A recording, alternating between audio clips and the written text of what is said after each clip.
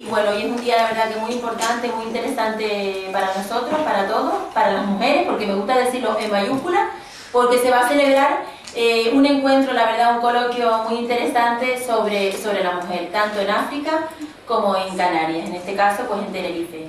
Quiero darle las gracias al equipo de Nélida, la vicerrectora de la universidad, que la verdad tan amablemente pues ha contribuido a que hoy podamos estar aquí. Por supuesto también a las personas que me acompañan. Por un lado quiero nombrar a Fousia, que es todo un referente en Marruecos, es una mujer muy luchadora por los derechos de la mujer y la verdad que es un placer tenerla aquí entre todos nosotros. También a Adama, una amiga, una senegalesa muy integrada en España, y podemos presumir, yo creo que en Canarias tenemos una sociedad multicultural donde se fusionan muchísimas culturas y además sobre todo donde se trabaja mano a mano con un país, en este caso como es Senegal. Por supuesto también me acompaña Eugenia Monzón, que es la vicedecana y va a ser la moderadora en esta mesa, a la cual también le doy las gracias porque es una mujer del mundo universitario, y Begoña Barras, pues que es todo un referente en la plataforma 8 de marzo para defender pues, a las mujeres. Entonces yo creo que estamos hoy entre amigas, entre colaboradoras, mujeres del mundo profesional, y donde se puede en este caso participar, que yo creo que tiene que ser también interesante, ya que se van a fundir pues muchas culturas, muchos puntos de vista, pues el poner encima de la mesa pues todo lo que se está trabajando en este caso desde Tenerife. Como ustedes saben, el Cabildo ha apostado muy fuerte por todas las relaciones, en este caso con los países africanos, puesto que tenemos un memorando de entendimiento importante que se ha vuelto a firmar por 4 años más, donde hay unas excelentes relaciones, en este caso con el gobierno de Senegal y por supuesto también con Marruecos, ya que son las dos invitadas que vienen de fuera. Y por supuesto también darle las gracias a la Agencia Española de Cooperación, a la ESI, sin la cual este proyecto no hubiera sido posible. También no puedo olvidarme de determinadas personas, como está ahí en el rinconcito, Magali, una colaboradora nuestra, que ha trabajado de una manera muy intensa para que esto hoy sea un éxito. Por supuesto a mi técnico Mariola, que está también por ahí, no quiero dejar a ninguna fuera. Hoy sí voy a dejar a mi jefe de servicio porque es un hombre y hoy lo voy a dejar fuera. Me voy a permitir bueno, quizás el hacerlo así, porque yo creo que hoy las protagonistas en un coloquio de la mujer deben ser las mujeres, aunque también veo caballeros por ahí sentados. Y bueno, la verdad que yo creo que enriquece, pero bueno, ya que es un coloquio de la mujer, hoy me gusta resaltar en este caso la figura de la mujer. Yo espero que sea del agrado de todos ustedes, que se ponga sobre todo, en este caso, todas las acciones que se están realizando porque van a marcar las directrices del futuro en el continente africano y también en la isla de Tenerife, y sobre todo porque la mujer tiene una gran capacidad, trabaja en la casa, trabaja afuera, tiene reuniones, no para, y bueno, y yo creo que eso es para ponerlo en alza, el seguir luchando por los derechos de la mujer, algo tan importante. También las listas cuando van en este caso bueno, surgen las elecciones en todos los países, que la mujer se sitúe en el lugar que realmente le corresponde, que yo creo que la verdad que el posicionamiento, igual que Canarias está muy bien posicionada, yo creo que la mujer también se está posicionando, que es de lo que realmente se trata, y nada mejor que un coloquio de este tipo para realzar, si aún cabe más, la posición de la mujer. Así que simplemente me despido. Espero que sea, bueno, que sea del agrado de todos ustedes este coloquio, que nos veamos más y sobre todo la importancia en este caso también de la universidad, lo cual quiero reiterar las gracias, que debe ir siempre de la mano en este caso del Cabildo, porque tenemos una relación muy estrecha, se muestra en multitud de acciones que hacemos conjuntamente y bueno, y que disfruten en este caso del coloquio. Así que yo me retiro porque tengo, bueno, tengo que estar en un par de sitios más. Esta mañana fue la rueda de prensa, la verdad que tuvo una gran acogida porque ya de muchos sitios pues ya me han mencionado, ¿no?, que interesante el coloquio que van a celebrar, y sobre todo porque bueno, Canarias se sitúa como una verdadera plataforma con verdaderos portaaviones y bueno, prueba de ello es que tenemos a estas dos grandes amigas, grandes compañeras y grandes colaboradores, así que enhorabuena en este caso a las mujeres. Bueno, le damos las gracias a la consejera y iniciamos el programa del coloquio, que bueno, pues está bastante apretado en el tiempo. Bueno, la dinámica del coloquio va a girar, digamos, en torno, lo vamos a tratar de plantear como un verdadero coloquio, es decir, hemos organizado el debate en torno a 3 ejes fundamentales que cada una de las participantes en la mesa va a exponer, bueno, sobre las preguntas que le vamos a hacer.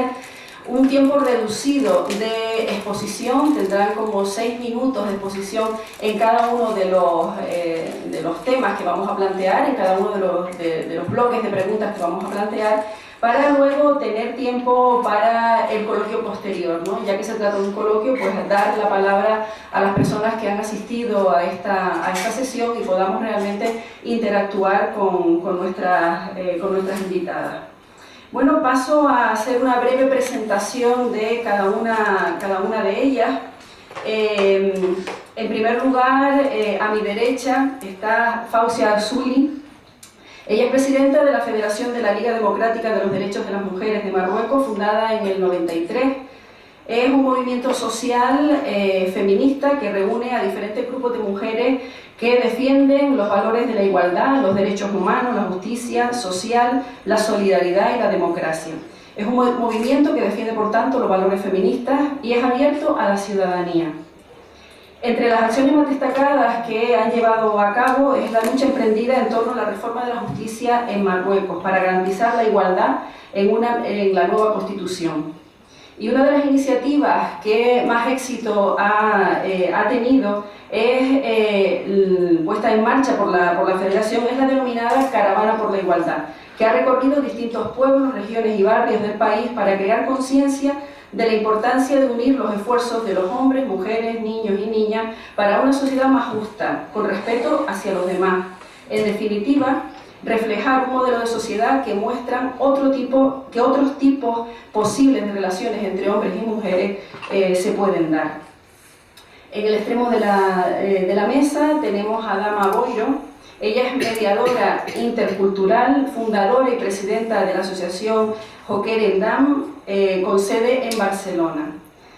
Es una asociación formada por personas senegalesas y españolas, y el objetivo principal de la entidad es trabajar por la inclusión social de aquellas personas que están en riesgo de exclusión. Durante unos años han trabajado en proyectos dirigidos a distintos ámbitos: la integración de las mujeres africanas en Cataluña, la lucha contra la mutilación genital femenina, la lucha contra los matrimonios forzados, proyectos de cooperación para el desarrollo de las mujeres en Senegal. Además, ha participado en la coordinación y dinamización de grupos de mujeres con el objetivo de trabajar los derechos de las mujeres, elaboración de materiales didácticos y de la dinamización de proyectos de sensibilización relacionados con la integración y la interculturalidad, y distintas jornadas donde se han abordado temas como el fenómeno migratorio, la organización familiar o la prevención de la mutilación genital. Y por último, a mi izquierda, tenemos a Begoña Barras Martín. Begoña Barras viene representando a la plataforma 8 de marzo de Asociaciones de Mujeres de Tenerife.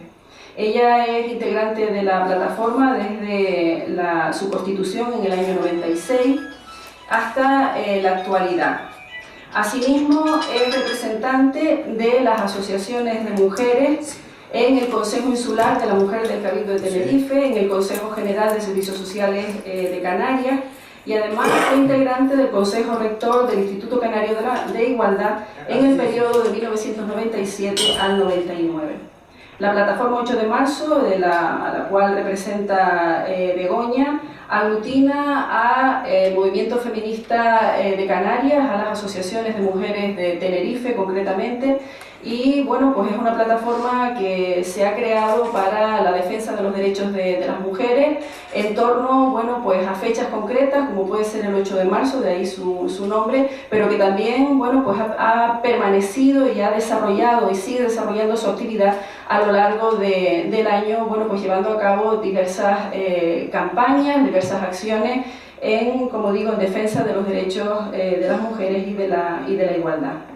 Bueno, con esta breve presentación de cada una de las mujeres que participan en este coloquio, un coloquio que bueno, hemos planteado en torno a este tema genérico: los derechos de las mujeres, África, Canarias, logros comunes y agendas pendientes.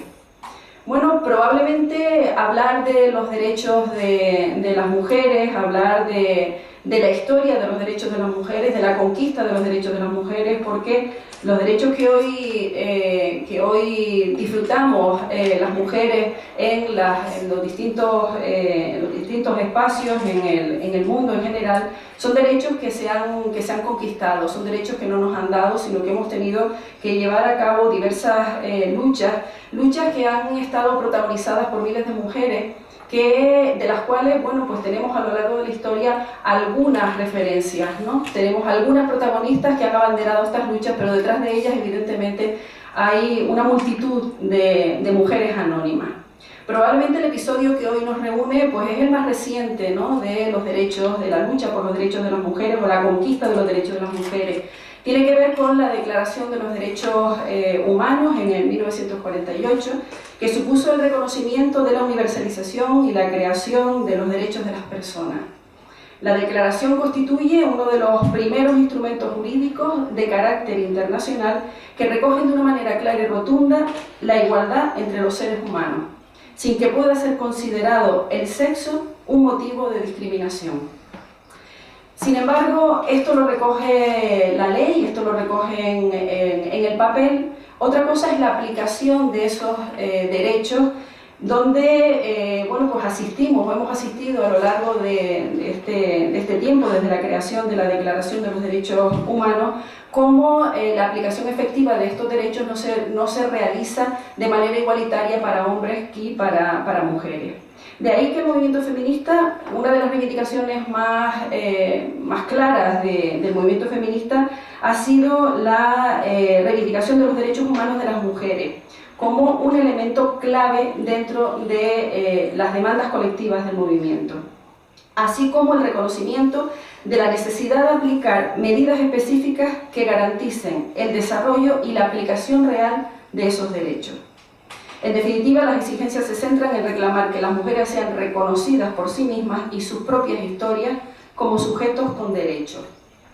Estas demandas feministas tienen un hito importante en el siglo pasado, en la centuria pasada, especialmente relevante, que fue la convocatoria de la Cuarta Conferencia Mundial sobre la Mujer, denominada Acción para la Igualdad, el Desarrollo y la Paz de las Naciones Unidas, celebrada en Beijing, en Pekín, en el año 95, auspiciada por las Naciones Unidas y reunió a 17.000 participantes.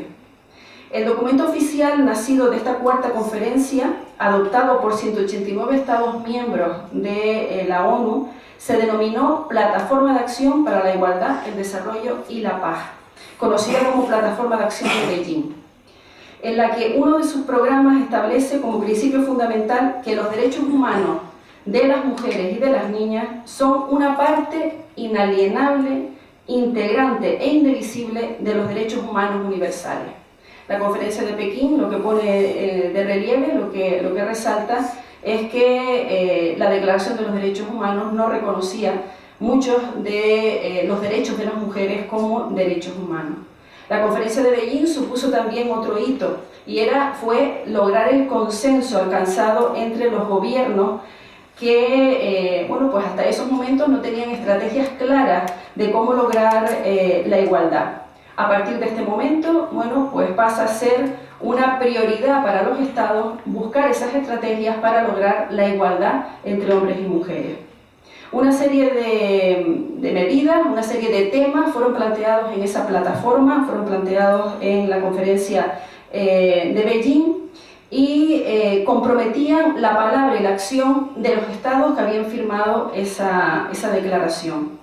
Concretamente se hablaba de 12 esferas de actuación relacionadas con las mujeres: mujeres y pobreza, mujeres, educación y capacitación de las mujeres, mujer y salud, violencia contra las mujeres y los conflictos armados, las mujeres y la economía, las mujeres en el ejercicio del poder y la adopción de decisiones, mecanismos institucionales para el adelanto de las mujeres, los derechos humanos de las mujeres y los medios de difusión, las mujeres y el medio ambiente, las niñas, Es decir, estos 12 apartados trataban de indagar, trataban de buscar esas estrategias que decíamos para lograr la igualdad en cada uno de estos campos.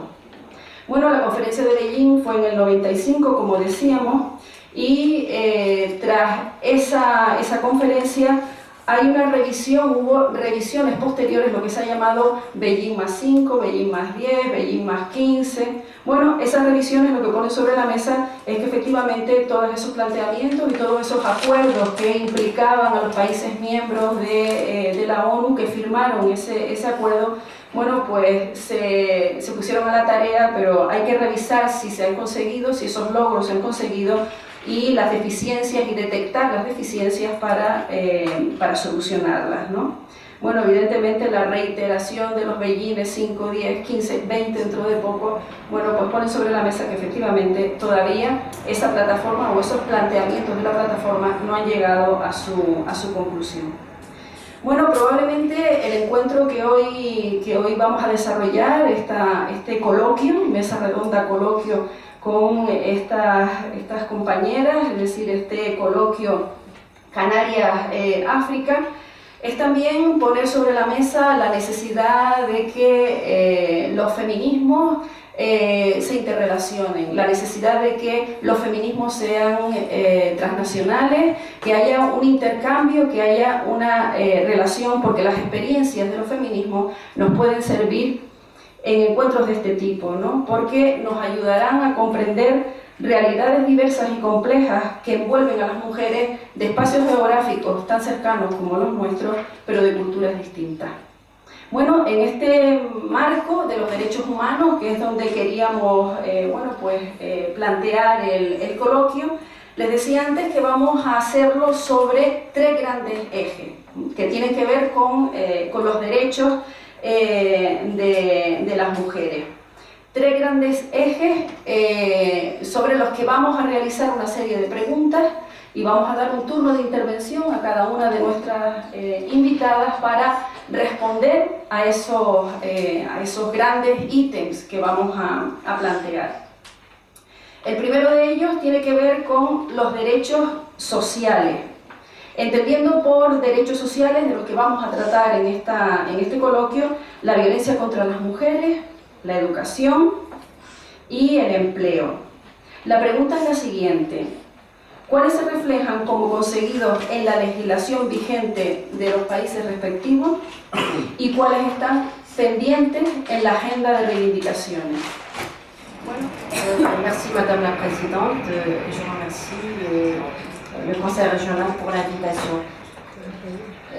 Comme Madame venait de le dire, bien sûr, il a fallu des luttes des femmes au niveau international pour arriver à arracher des droits. Et il faudrait que ces droits soient appliqués. Le Maroc, signataire de beaucoup de conventions, lui-même, la question de la violence à l'encontre des femmes, il a fallu que les associations de femmes brisent le tabou.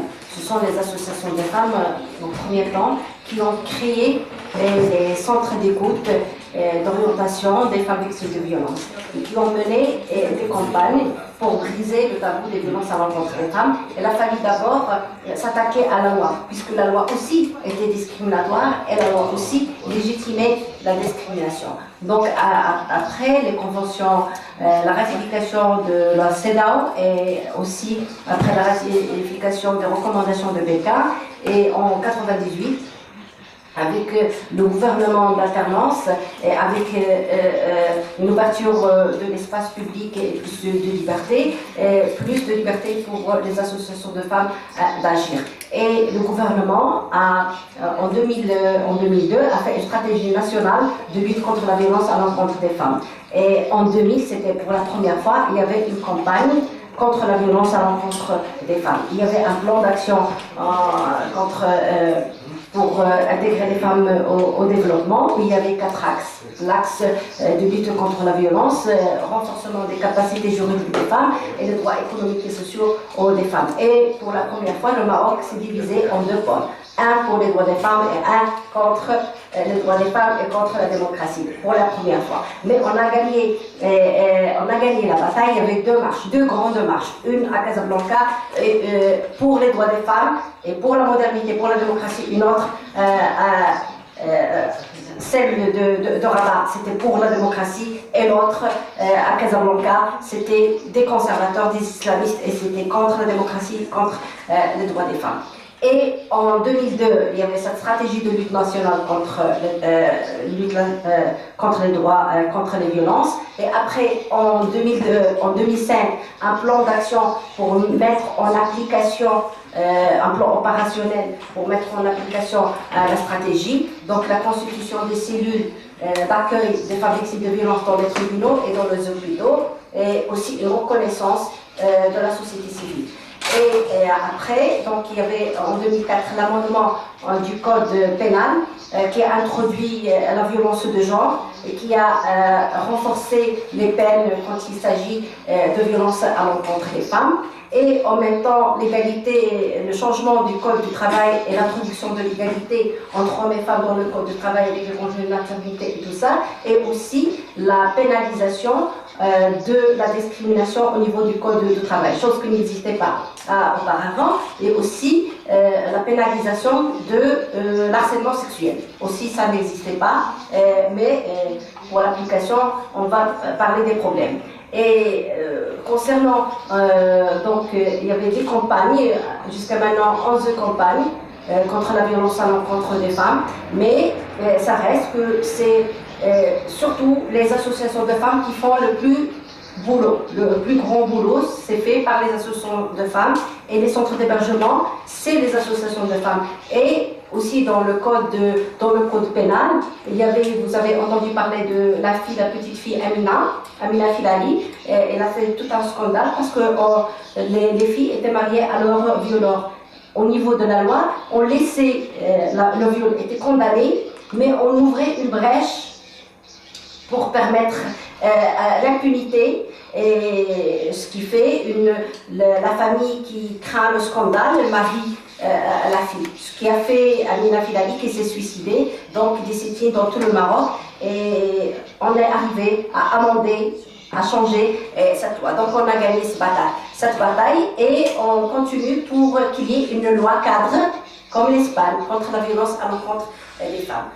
Au niveau de la scolarisation, là aussi, il y a un grand pas qui a été fait, mais malgré ça, il reste un écart. Donc la scolarisation est obligatoire et généralisée, mais ça reste que ça représente 46% des filles. Donc il y a toujours un décalage entre filles et garçons, et surtout dans les zones rurales. Et aussi au niveau de l'analphabétisme, il reste, malgré tous les efforts qui ont été faits, que les femmes sont beaucoup plus analphabètes que les hommes. Et il y a 58% au niveau, un passage de 58% au niveau des hommes, et ça reste des hommes alphabétisés, mais les femmes alphabétisées, c'est maintenant juste 52%. Donc il reste un écart. Au niveau de l'emploi, au niveau du code de travail, il y a l'égalité, mais au niveau de la pratique, il y a beaucoup de différences au niveau des salaires entre hommes et femmes, surtout dans l'agriculture, et au niveau des fonctions aussi. Et aussi, les femmes, c'est le travail le plus précaire qui est fait par les femmes, parce que, étant donné le taux d'analphabétisme des femmes est élevé, et donc, et même au niveau des femmes qui ont le plus de diplômes, maintenant avec la crise, ce sont les femmes qui sont le plus en chômage, qui ont le plus de difficultés à trouver un emploi que les hommes. Donc il y a aussi une discrimination au niveau de l'emploi, mais par rapport aux diplômés. En plus de la qualification des femmes, donc les femmes sont les plus vulnérables.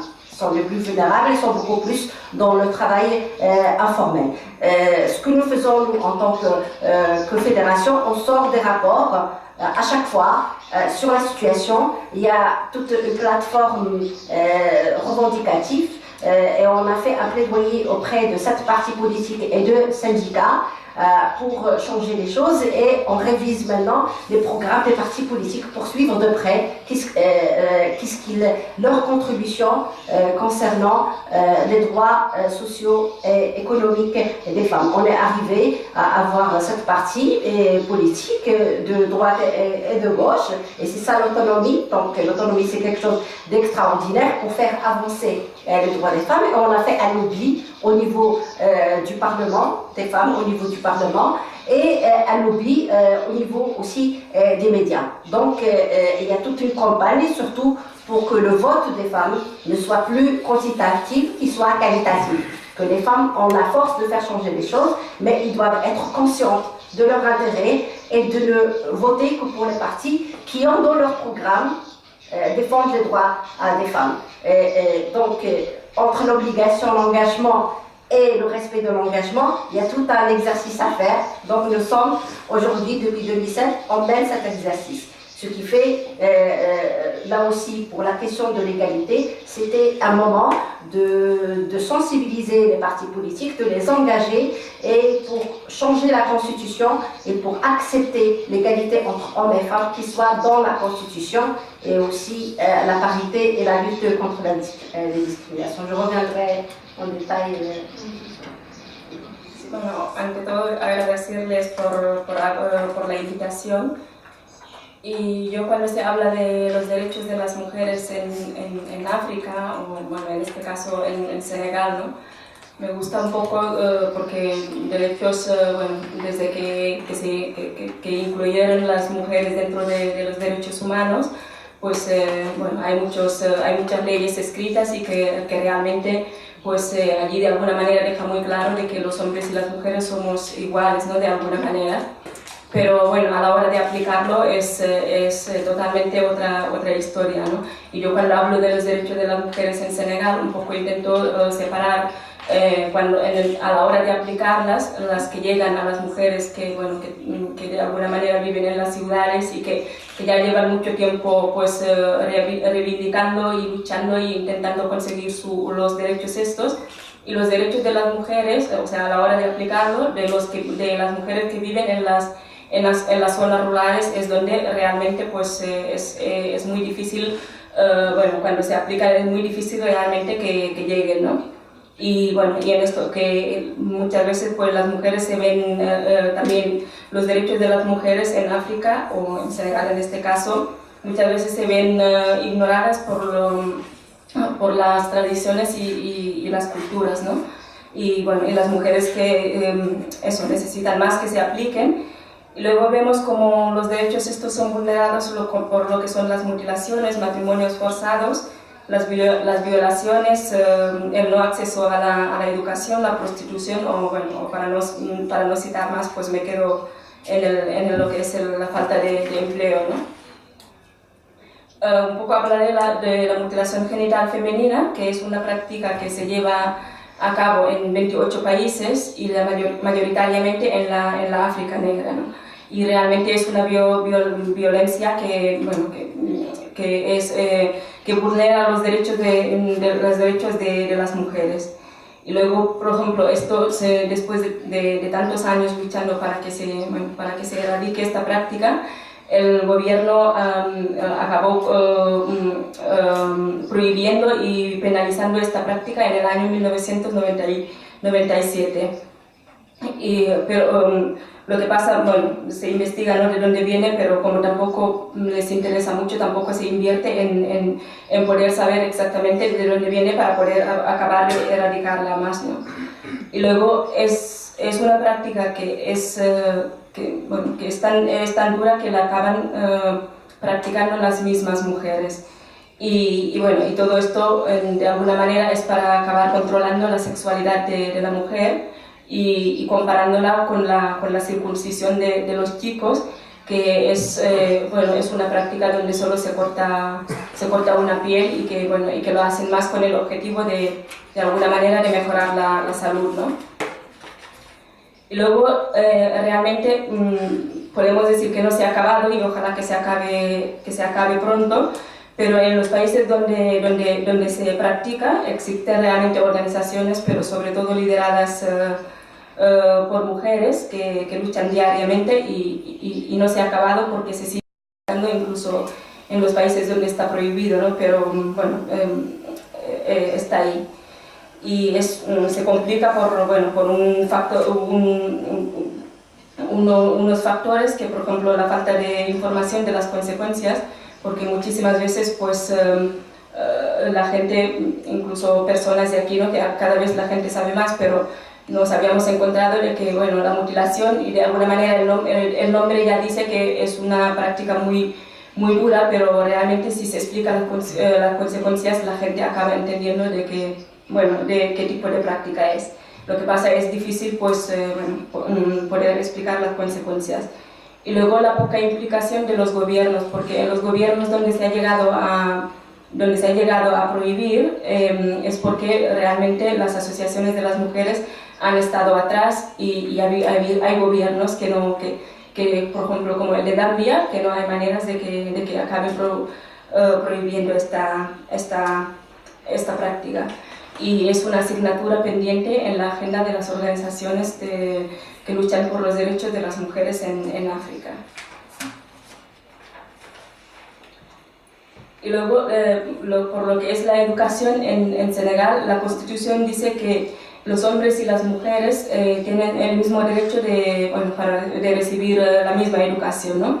Aunque en la realidad esto por razones culturales y tradicionales, la mujer nunca acaba recibiendo la misma educación que el hombre, sobre todo en las zonas rurales. Yo siempre intento distinguir un poco porque es allí donde la diferencia entre hombres y mujeres en el colegio es donde se nota más. En las ciudades las cosas han ido cambiando porque cuando hay una nueva ley pues es más fácil muchas veces aplicarla, ¿no? Y luego, como también ya sabemos todos, cuando llegó la educación en África, las mujeres se les negó el acceso durante muchos años y bueno, con el tiempo esto ha ido cambiando, ¿no? Y por eso que bueno, hay que valorar los logros que han podido conseguir, donde se han implicado los gobiernos y sobre todo las organizaciones internacionales que luchan por el derecho a la educación de las niñas, que bueno, aunque sigue siendo también un reto, sobre todo, bueno, sigo insistiendo en las zonas rurales porque países como Senegal realmente está bastante separado las mujeres que viven en las ciudades que las mujeres que viven en las zonas rurales. Y luego, por lo que se refiere al matrimonio, el matrimonio se pacta entre familia, por lo tanto es como que tiene un gran peso cultural y religioso. Bueno, buenas tardes a todas y a todos. Yo a la hora de empezar a hacer un poco lo que el análisis del camino que hemos seguido, dónde nos encontramos y lo que nos queda por delante, sí que me gustaría que nos situáramos en relación a las personas que estamos aquí, en el hecho de que hasta el año 78, en que se promulgó la Constitución en el Estado español, no se reconoció la igualdad de derechos entre mujeres y hombres en la ley. No decimos ya en las prácticas, sino a nivel de la legislación. ¿Esto qué significa? Que en nuestros tiempos de vida, o sea, por ejemplo, cuando yo tenía 12 años, vivíamos todavía en un país donde había una diferencia abismal en lo que las leyes regían con respecto a los derechos de hombres y mujeres. Y podíamos encontrarnos con situaciones muy similares a las que han mencionado las compañeras, como el hecho de que, por ejemplo, la violación no fuera penalizada como delito si el que la había cometido accedía a casarse con la mujer a la que había violado. Eso estaba en vigor en nuestro país. O como el hecho de que, por ejemplo, el adulterio estuviera penalizado de forma diferente para hombres y mujeres, de tal forma que una mujer podía ser condenada por un delito de adulterio a prisión, mientras que un hombre nunca iba a entrar en prisión por ese tipo de delito, ¿no? Entonces esa era la situación de la que partíamos. Estoy hablando de una época cercana, insisto, para que nos situemos, pues, cuando yo, por ejemplo, tenía 12 años de edad, ¿no? Abordando el tema de los derechos, tal como se nos ha planteado, y empezando por la cuestión de la violencia contra las mujeres, después de promulgada la Constitución y de reconocer la igualdad de derechos en las leyes, durante mucho tiempo la violencia de género dentro de la pareja, lo que hemos conocido durante mucho tiempo como malos tratos, no fue delito, era simplemente una falta. Por lo tanto, una mujer que estuviera viviendo una situación de violencia crónica dentro de la pareja, cuando lo ponía en conocimiento de las autoridades, eso no pasaba, en todo caso, de ser juzgado como falta y conllevaba, por lo tanto, simplemente una multa y un arresto domiciliario. Eso pasaba en la década de los 90. Es decir, cuando yo ya estaba trabajando, cuando ya pertenecía junto con muchas otras compañeras a organizaciones feministas y trabajábamos en los primeros centros de información a la mujer que se crearon, esto era así. Es decir, las mujeres que se encontraban en esa situación, era esto con lo que se encontraban.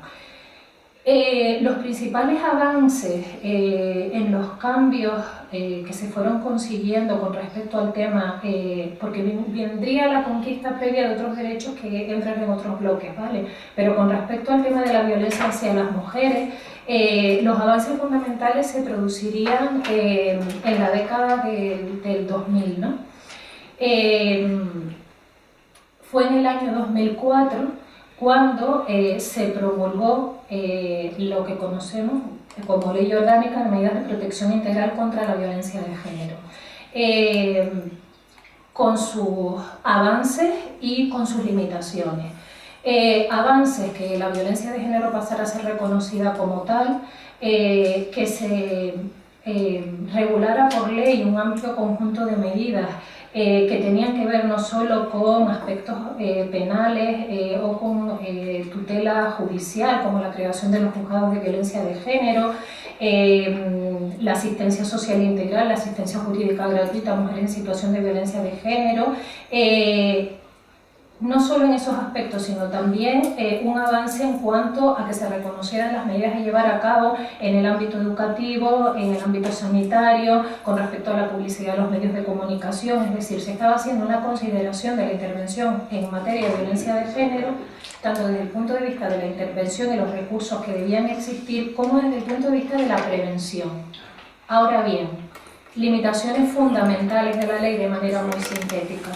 No reconocía como violencia de género todas las formas de violencia hacia las mujeres, sino únicamente reconocía bajo tal denominación la violencia de género por parte de la pareja o expareja, es decir, la que se sufre en el seno de la pareja, sea mientras existe la relación o una vez terminada esa relación. ¿Esto qué significa? Que a día de hoy, de acuerdo a la ley estatal, las agresiones y abusos sexuales, el acoso sexual o por razón de sexo, el tráfico de mujeres no son conceptualizados como violencia de género, de acuerdo a la ley orgánica, ¿vale? Por lo tanto, un reto importante que ha sido una lucha de las organizaciones feministas desde el mismo momento de promulgación de esta ley, es que se reconozcan todas esas formas de violencia hacia las mujeres como violencia de género. Esto no quiere decir que no estén tipificadas como delito, están tipificadas como delito, pero no se reconocen como violencia de género. Eso presenta una serie de limitaciones a la hora de la intervención. A nivel de Canarias, sí que existía una ley previa a la ley orgánica del año 2004, promulgada justo el año anterior, en el año 2003, la Ley Canaria de Prevención y Protección Integral de las Mujeres contra la Violencia de Género, que sí reconoce otras formas de violencia de género, además de la que se produce en el ámbito de la pareja. Reconoce, por ejemplo, algunas de las que yo he nombrado. Reconoce el acoso, reconoce las agresiones y abusos sexuales, reconoce el tráfico de mujeres. ¿Qué sucede? Que en la medida en que es una ley que solo tiene vigencia dentro del ámbito de competencias de la comunidad autónoma, pues como pueden suponer, a nivel de fuerzas y cuerpos de seguridad y a nivel del ámbito judicial, aunque la reconozca la ley canaria, no van a ser reconocidas como tales en esos ámbitos. ¿De acuerdo? Limitaciones tanto de la ley canaria como de la ley orgánica, como creo que adelanté antes, si bien regulan también en materia de prevención, toda esa parte preventiva no se está desarrollando,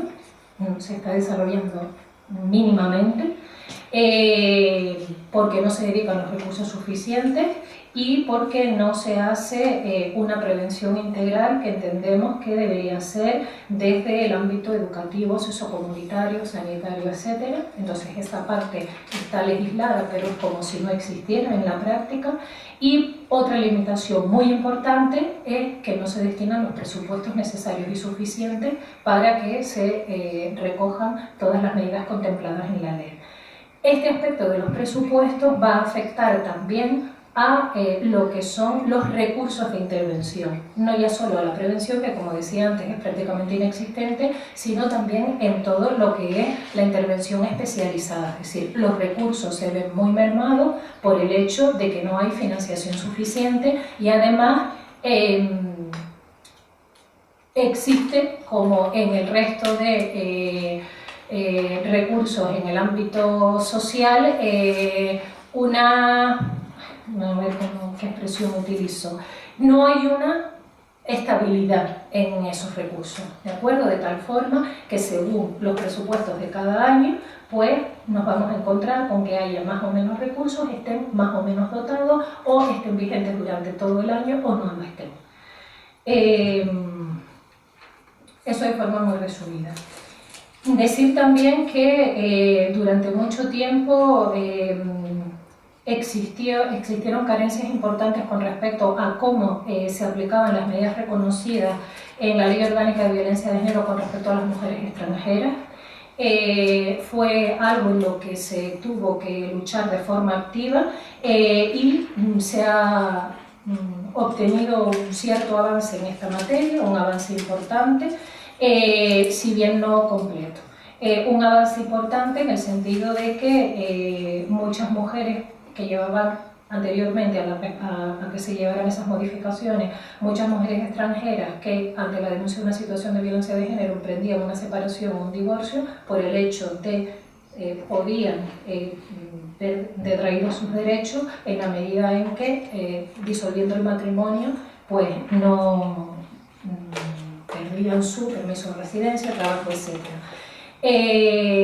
Se hizo una reforma de la ley para paliar esta situación de tal manera que se abre la puerta que las mujeres pueden denunciar una situación de violencia de género en principio, entre comillas, sin sentirse en riesgo de, por ejemplo, aquellas que estén en situación regular, ser expulsadas. Si hay una sentencia de que efectivamente se reconoce que ha habido una situación de violencia de género, las mujeres van a haber reconocido inmediatamente una serie de derechos de residencia, de permiso de trabajo, etc. Pero evidentemente todavía sigue habiendo ahí una situación de inseguridad para muchas mujeres que estando en situación irregular no decidan terminar de dar ese paso por no saber cómo va a terminar ese proceso. ¿Vale? Por el miedo a que si una vez termina ese proceso no hay una sentencia en firme de una situación de violencia de género, al que pasará después. Eso sí sigue siendo un miedo de las mujeres al que puede pasar después de que toda esa situación se resuelva. Bueno, con respecto al bloque de los derechos educativos,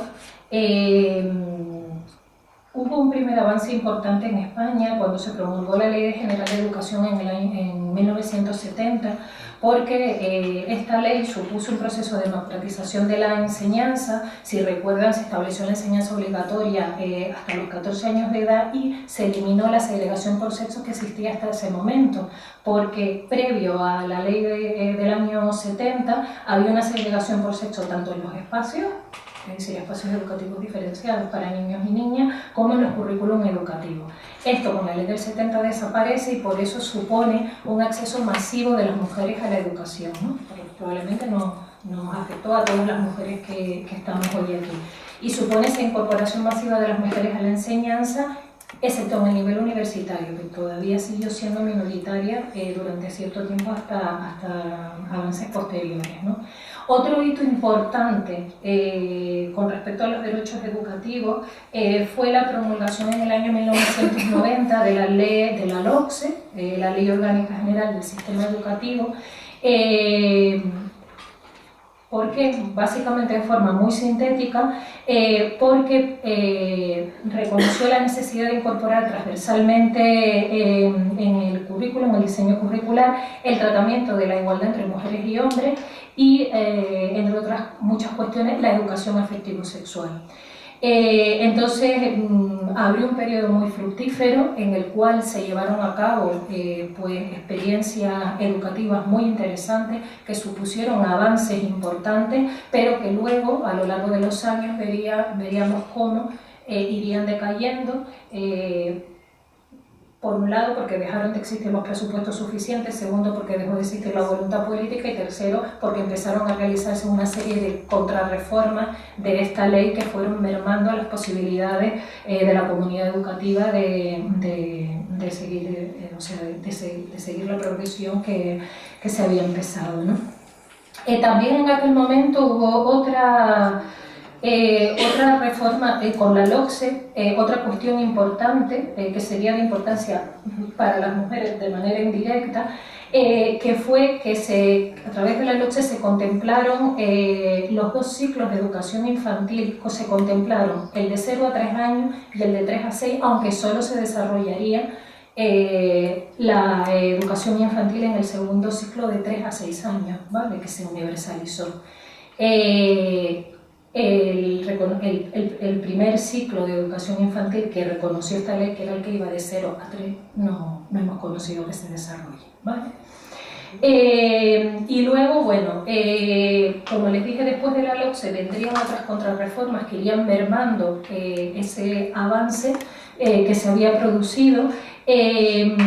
No obstante, de mano de la Ley Integral de Violencia de Género y las medidas que reconocía para el ámbito educativo y con respecto a ciertas cuestiones que mandataban que se trabajaran desde la educación, bajo el paraguas de esas indicaciones de la ley orgánica, en una reforma posterior realizada se introdujo la materia de educación para la ciudadanía, a través de la cual en estos últimos años se ha pretendido abordar esos valores de educación para la igualdad que dejaron de ser tratados transversalmente y se apostó por una asignatura en la que al menos estuviera garantizado que determinados derechos de igualdad entre mujeres y hombres, derechos afectivos sexuales, etcétera, fueran tratados dentro de esta asignatura. ¿En qué momento nos encontramos ahora? Pues nos encontramos en un periodo de involución donde, como saben, tenemos al caer la famosa reforma Wert, donde desgraciadamente se dan pasos atrás muy graves desde nuestro punto de vista, ¿no? Como saben, va a desaparecer la asignatura de educación para la ciudadanía, o sea que ese pequeño reducto a través de esa asignatura, ya que se había abandonado lo de tratarlo transversalmente y se crea esa asignatura de educación para la ciudadanía, esta asignatura va a desaparecer y luego junto con eso nos encontramos también otro hecho gravísimo, se vuelve a legitimar la educación segregada de niños y niñas, es decir, ustedes saben que hasta ahora ningún centro educativo podía ser concertado y recibir subvenciones públicas si mantenía educación segregada de niños, niñas, chicos y chicas. La reforma Wert, una de las cosas que trae de la mano es que esto se vuelve a legitimar, se vuelve a aceptar que sí que puede haber escuelas concertadas que reciben subvenciones públicas donde se lleve a cabo esa educación segregada. Entonces es un paso atrás abismal, ¿no? Ya, me dicen me cuesta mucho controlar el tiempo. Con respecto a la cuestión del empleo, si bien, como también decían las compañeras, se supone que a nivel de la ley mujeres y hombres, lógicamente, tenemos reconocido igualdad de derechos en el ámbito laboral en todos los sentidos, lo cierto es que nos encontramos a unas situaciones de hecho en las que esa igualdad efectiva no se da. Aspectos más importantes a resaltar, bueno, la desigualdad salarial entre mujeres y hombres, como señalaban las compañeras, a nivel del Estado español está situada en torno al 21%, es decir, analizado la totalidad de salarios de las mujeres en comparación a la totalidad de salarios de los hombres, donde las mujeres en conjunto siguen siendo un 22% inferiores a los de los hombres, ¿no? Esto viene a significar algo así como que el conjunto de las mujeres tendríamos que trabajar un total de unos 90 a 100 días más por año para ganar lo mismo que el conjunto de los hombres, ¿no? ¿De dónde proviene esa desigualdad salarial? Pues lógicamente no es una desigualdad directa, eso está prohibido por la ley, pero es por una discriminación indirecta. ¿Por qué? Porque todavía hay ámbitos laborales segregados por sexo. Es decir, si pensamos en sectores como el de la limpieza, mayoritariamente trabajamos mujeres. Si dentro de la hostelería pensamos en departamentos como los de camareras de piso, mayoritariamente trabajamos las mujeres. Y ahí los salarios son inferiores que en ámbitos masculinizados. Si pensamos en el ámbito de la construcción, en el ámbito de la siderometalurgia, es decir, vivimos todavía en una sociedad donde a las personas se nos segrega a la hora de optar a los puestos de trabajo, y una vez que nos encontramos en esos ámbitos segregados, pues resulta que se establecen condiciones salariales diferentes para hombres y para mujeres. Esa es una de las fuentes, y las otras dos principales fuentes son el hecho de que existe también una segregación vertical, es decir, las mujeres seguimos teniendo dificultad para optar a los puestos más altos dentro de la escala jerárquica de las empresas. Todavía a nivel de altos cargos de dirección, solamente un 10% de los altos cargos de dirección son ocupados por mujeres. A nivel de cargos intermedios o de mandos intermedios, sube un poco el porcentaje de mujeres hasta un 25-30%, ¿vale? Entonces, si evidentemente según vamos ascendiendo estamos menos presentes, pues significa que estamos menos presentes en aquellos puestos en los que los salarios son más altos. Esa es otra fuente de desigualdad retributiva. Y una tercera que es importantísima y no solemos tener muy en cuenta es el alto número de mujeres empleadas que están con contratos a tiempo parcial. Del total de los contratos a tiempo parcial, a día de hoy en el Estado español, un 75%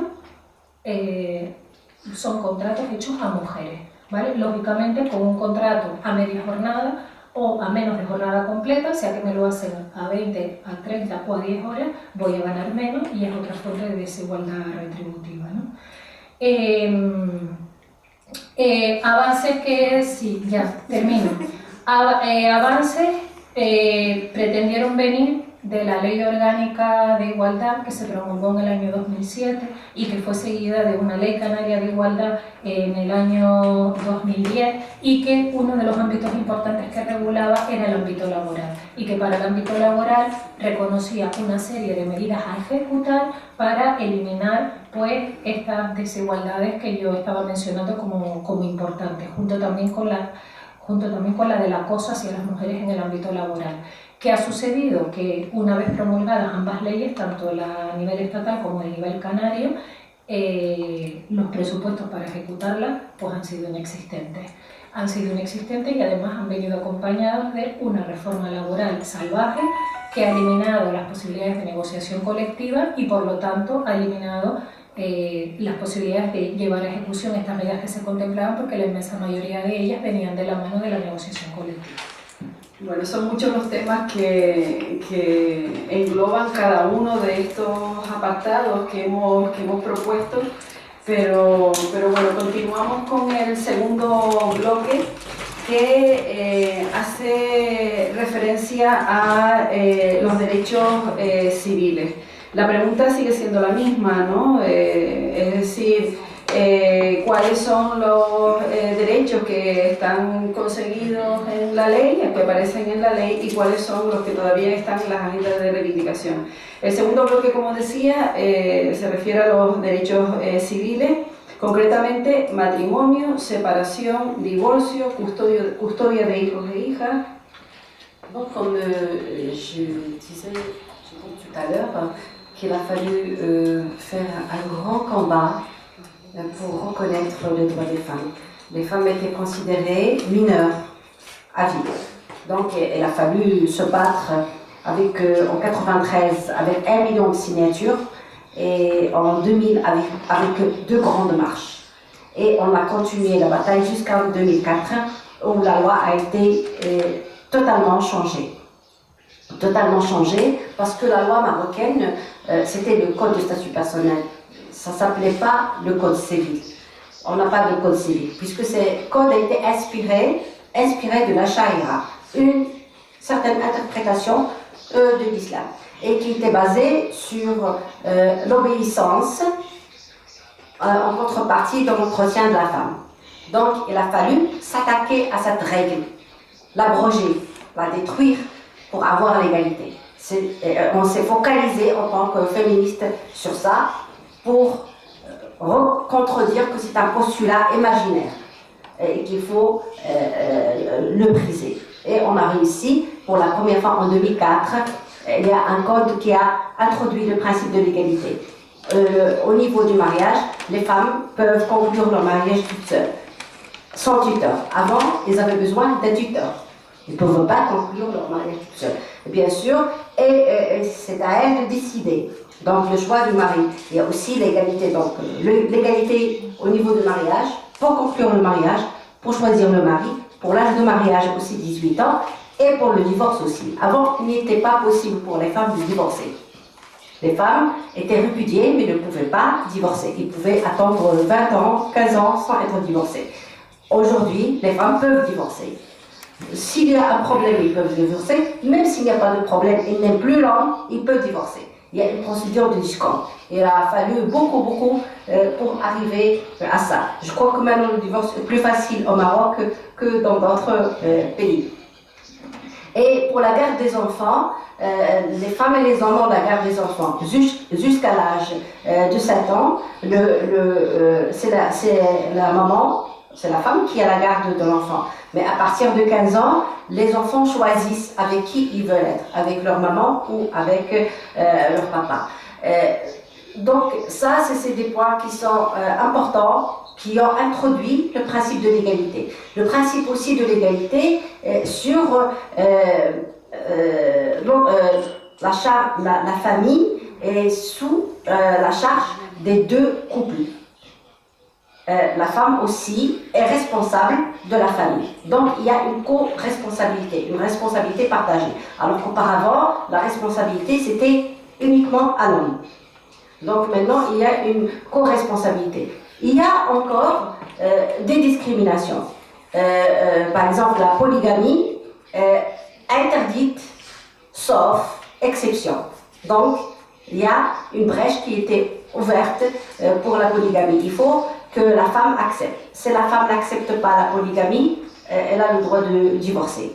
Mais le problème est que le juge accepte. Ça veut dire qu'il doit y avoir une raison valable, objective, pour que le mari puisse prendre une autre épouse. Nous, on est contre. On dit qu'il faut abroger parce qu'il n'y a pas, si on fait ça, il faut faire l'inverse.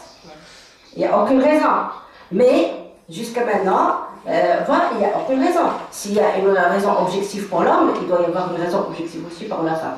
Mais malheureusement, ça n'a pas passé. Ils ont mis beaucoup de conditions pour minimiser la polygamie. Aujourd'hui, elle représente 0,02%, donc c'est pas important. Mais la symbolique est importante. Ce qui fait, nous, on continue de revendiquer qui est l'abrogation de la polygamie. Il y a aussi une chose qui est importante, ça a été introduit un contrat pour la gestion des biens. La gestion des biens accumulés pendant le mariage. Est-ce que c'est la femme garde son patrimoine? Est-ce que c'est une gestion commune ou séparée? Dans le cas où il n'y a pas de contrat, le contrat n'a pas été établi, il y a quand même un article 49 où la femme peut demander le partage des biens. Mais ça reste au niveau de la codification, il y a des difficultés.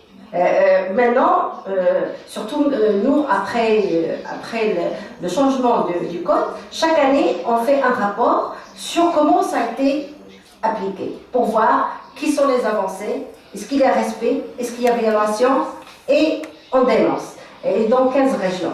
Donc, ce que nous avons constaté, c'est que malgré l'âge de mariage qui est 18 ans, on marie, parce qu'il y a une dérogation.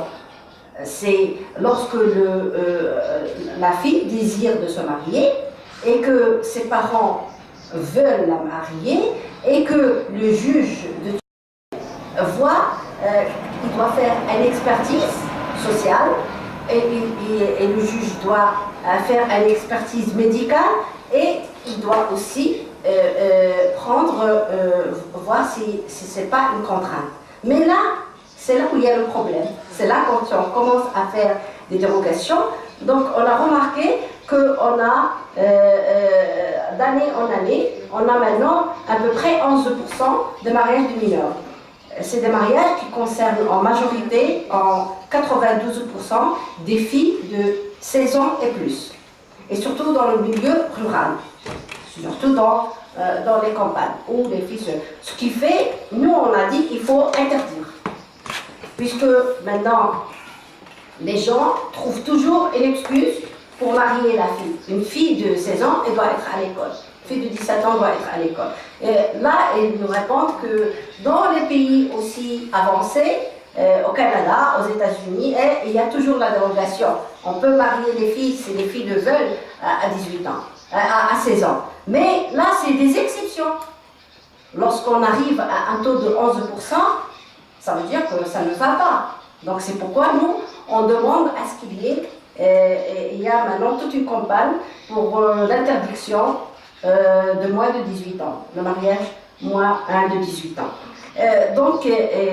Et là, nous voyons qu'au niveau de l'application, il y a beaucoup de choses à faire parce que les magistrats et le corps des magistrats restent conservateurs.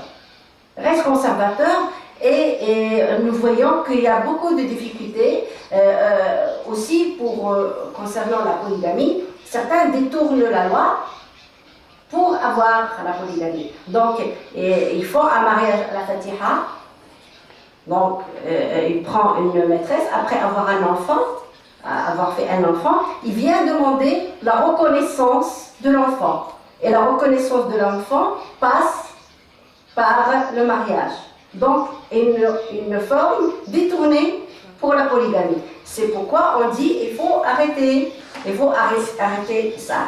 Aussi, pour le mariage de mineurs, c'est la même chose. Ils font un mariage fatiha, c'est pas un mariage puisque c'est pas transcrit, donc c'est pas légal. Mais quand ils font ce mariage, après la fille a un enfant, après ils viennent pour transcrire le mariage, reconnaître l'enfant et transcrire le mariage. Ce qui fait, on dit qu'il faut y avoir des pénalisations, des sanctions. Parce qu'on a remarqué qu'on fait marier des filles à 14 ans, 15 ans, ils viennent après avoir un enfant, de venir reconnaître le mariage. Donc c'est des problèmes au niveau de l'application de la loi. Et comme aujourd'hui au Maroc, il y a un grand chantier qui est la réforme du système de la justice, on a saisi cette occasion pour mettre toutes nos revendications. Que ce soit au niveau de la loi contre la violence, donc on fait tout un travail, un plaidoyer pour qu'il y ait une loi cadre, une loi organique intégrale, et que ça ne soit pas limité à la violence conjugale, qu'il y ait toutes les formes de violence aussi, la violence psychique et aussi le harcèlement sexuel, donc la violence de genre et aussi le trafic, c'est-à-dire l'exploitation sexuelle des femmes, la prostitution. Donc on intègre le tout et aussi on revendique le guichet unique. Pourquoi le guichet unique? Au lieu que les femmes passent voir la police l'envoie au procureur, le procureur l'envoie. Donc il y a des tas d'étapes à faire, et, étant donné l'analphabétisme, étant donné la précarité, étant donné toute la culture, la majorité des femmes n'arrivent pas à suivre un procès jusqu'au bout. Ils laissent tomber. Ce qui fait, on a fait les statistiques, on a vu que seulement 32% des femmes qui portent plainte dans le cas de violence. Et seulement 3% qui arrivent à entamer un procès. Et seulement 1% qui sont pénalisés. Donc, ça ne va pas. Jusqu'à maintenant, on n'a pas une loi qui englobe tout. C'est pourquoi on a fait tout un plaidoyer pour avoir la loi organique pour l'égalité. Et là, nous avons, dans la constitution aujourd'hui marocaine, on a arraché l'instance, l'autorité de la parité et de la lutte contre toutes les formes de discrimination à l'égard des femmes. Donc nous tenons aujourd'hui, avec tout le réseau associatif des femmes, et aussi les associations de droits humains et d'autres associations, pour que cette autorité soit autonome et qui doit suivre la politique du gouvernement et les politiques publiques et toutes les lois concernant la discrimination pour arriver à l'égalité, et qu'il ait un pouvoir quasi-judiciaire pour pénaliser lorsqu'il y a, par exemple, au niveau de l'inégalité de salaire ou au niveau de l'application de la loi, au niveau de mariage, s'il y a un mariage forcé, ou que cette autorité a le droit, a le pouvoir de saisir le tribunal. Et qu'il est. Donc aujourd'hui, c'est un grand chantier. On ne sait pas, il y a une commission qui a été nommée, et on a notre projet quant à la vision de cette autorité, de ce mécanisme. Pour que ce mécanisme fonctionne, il doit être autonome. S'il n'est pas autonome, ce n'est pas la peine. Et aussi, pour amender, pour faire des amendements au niveau des droits civils des femmes, pour qu'il y ait égalité complète. Aussi, au niveau de l'héritage, les femmes jusqu'à maintenant n'ont pas le même, on n'est pas à titre d'égalité. Jusqu'à maintenant, il y a des femmes qui héritent la même part, mais entre frères et sœurs, non. Le frère a le double de sa sœur. Elles disent que c'est le texte sacré, mais ce sont les hommes qui interprètent le texte sacré jusqu'à maintenant et l'interprètent à leur faveur.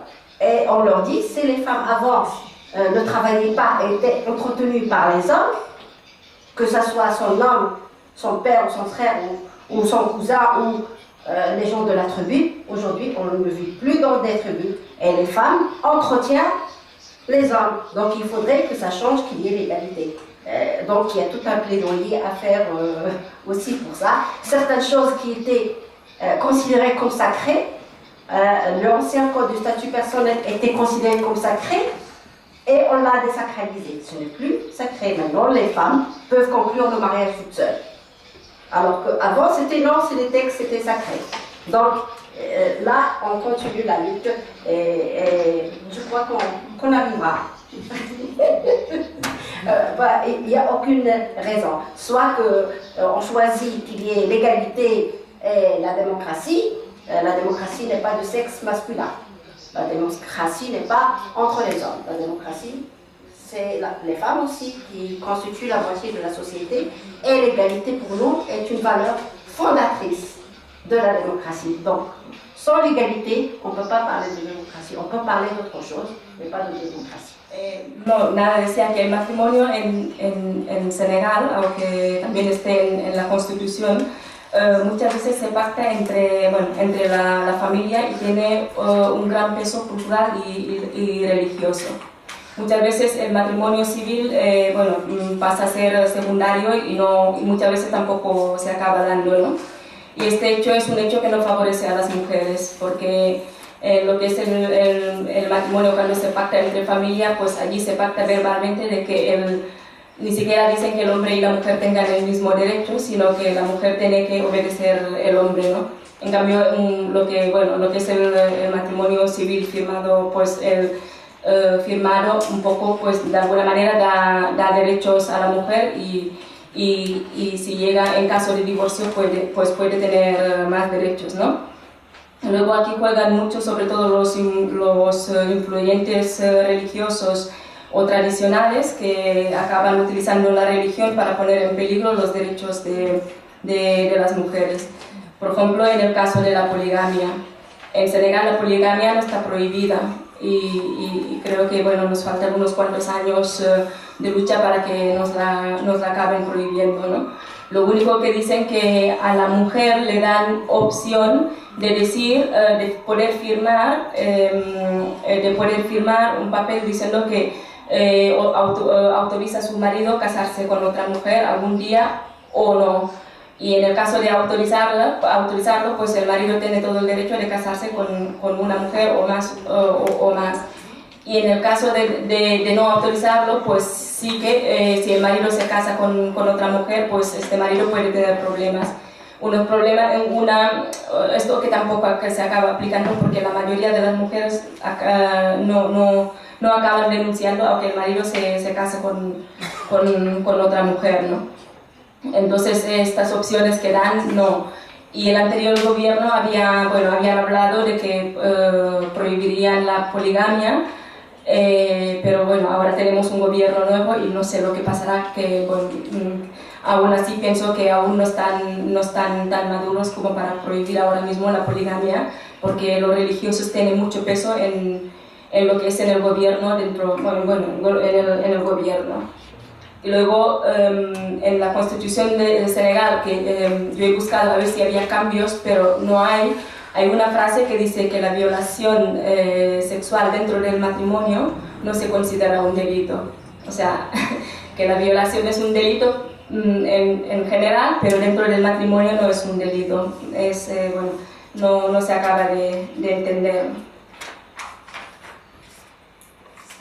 Y luego en la Constitución, ¿no? el artículo 18 subraya la necesidad de que el matrimonio se pacte entre los cónyuges, que se haya consentimiento entre las dos personas, cosa que muchas veces tampoco acaba pasando, porque yo sigo insistiendo la diferencia que hay entre las mujeres que viven en la ciudad, que muchas veces encuentran más facilidad de acceso en sus derechos, que no las mujeres que viven en los sitios rurales, que los matrimonios siempre, muchas veces acaban siendo pactados por la familia, ¿no?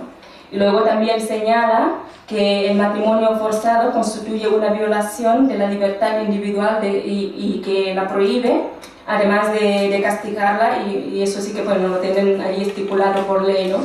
Lo que pasa, los matrimonios forzados en Senegal siguen habiendo muchos, incluso bueno, aquí donde nos encontramos en España, la comunidad senegalesa que vive en Cataluña, la que yo conozco más directamente, ¿no?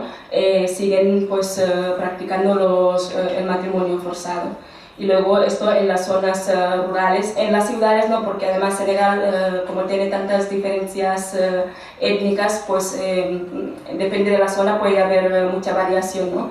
Y esto normalmente no suele pasar en lo que son la etnia de los Wolof, tanto lo que son los matrimonios forzados como la mutilación genital femenina, ellos normalmente no la practican, pero el resto de las otras etnias sí que el matrimonio pues queda el padre. Incluso cuando nace la niña ya deciden muchas veces con quién se casará esta niña, ¿no? Y muchas veces pues es lo que acaba pasando en la realidad. Aunque luego pues también hay que dejar claro, ¿no? Que hay organizaciones que luchan, por ejemplo, como la del Réseau Interafricain de Femmes Médias et Développement, o TOSTAN, no sé si tendrán conocimiento, o asociaciones como la nuestra, para no citar más, estamos allí diariamente intentando pues de alguna manera erradicar pues lo que son los matrimonios forzados, porque realmente vulneran los derechos de las mujeres. Y luego lo que es el divorcio. El divorcio está aceptado tanto lo que es legalmente como en la religión. La religión también acepta el divorcio como lo aceptan las leyes, ¿no? El único problema es culturalmente. Las mujeres divorciadas se enfrentan con serios problemas ya que son mal vistas socialmente. Y luego la pobreza también sigue castigando a muchas mujeres que padecen violencia de género, y debido a esto muchas veces no pueden optar por el divorcio, ¿no? Y luego lo que es la custodia de los hijos en Senegal, normalmente también, porque como el tema del empleo, muchas veces cuando hay un caso de divorcio el hombre le dan el derecho a la mujer a poder quedarse con los hijos y el hombre pasarle la custodia. Pero en muchos casos lo que pasa es que por lo que le pasará, la pensión que le pasará el marido a la mujer tampoco le llegará, y muchas veces pues las mujeres acaban sin quedarse con la custodia de los hijos. Yo por eso intento, bueno, ya sé que igual soy un poco pesimista de que realmente hay muchas leyes y que hay muchas leyes que protegen los derechos de las mujeres, pero falta mucho aplicarlas en Senegal seguro, y sobre todo en las zonas rurales donde las mujeres realmente están muy vulneradas, ¿no?